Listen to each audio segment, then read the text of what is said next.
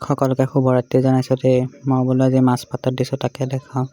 এয়া মাছকেইটা ধুনীয়াকৈ ধুই পখালি লৈ কলপাতত দিছোঁ। লগতে হালধি দি দিলে মায়ে, আৰু এয়া মিঠাতেল অকণমান দি দিছোঁ তেতিয়া মানে সোৱাদটো বেছি হয়। লগত দিছোঁ জলকীয়া, নহৰু, আদা, নেমু আৰু ধনিয়া। এয়া নেমুটো চেপি দিছোঁ দেই, আৰু লগত হালধি নিমখো দিছোঁ বাৰু।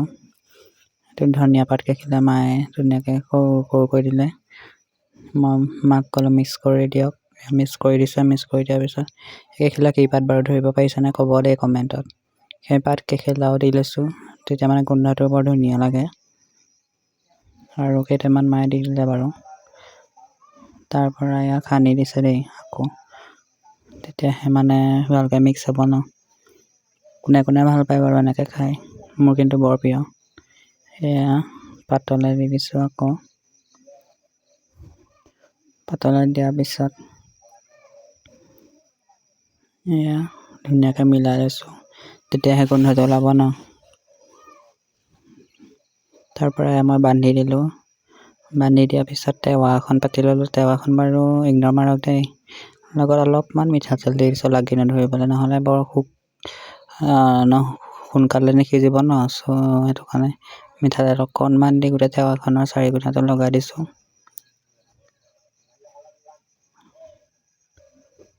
তাৰপৰা টেৱাখন নবহিছে নেকি গম পায়নে।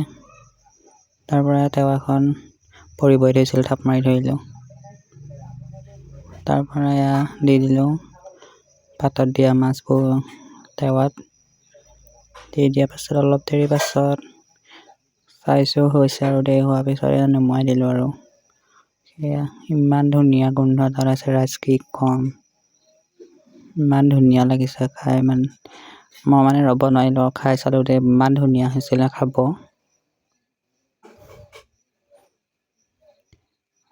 চাওক কিমান ধুনীয়া লাগিছে ন দেখি।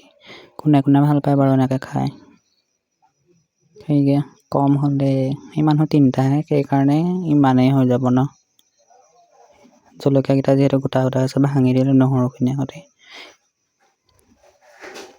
Finally ready.